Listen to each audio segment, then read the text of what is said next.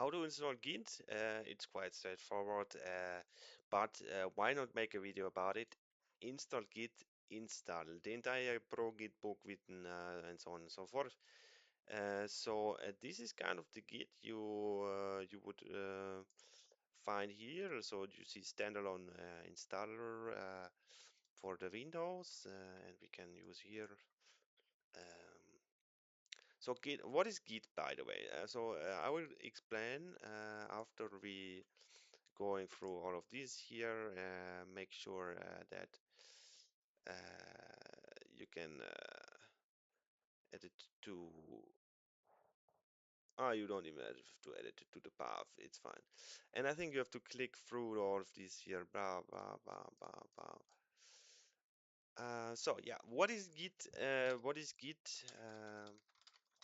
Git is kind of version control system for development. So if you develop one app, for example, if you develop this web page here, if you develop this web page, then you would maybe want to have multiple developers working on it. And if there is some kind of problem and you want to roll back, you want to get back to the version before, it would be good if you just have all of this safe. And this is basically Git. You can collaborate on something and so on. So that's about Git, and yeah, we can launch Git Bash. So it created now Git Bash, which is kind of a CMD for Git.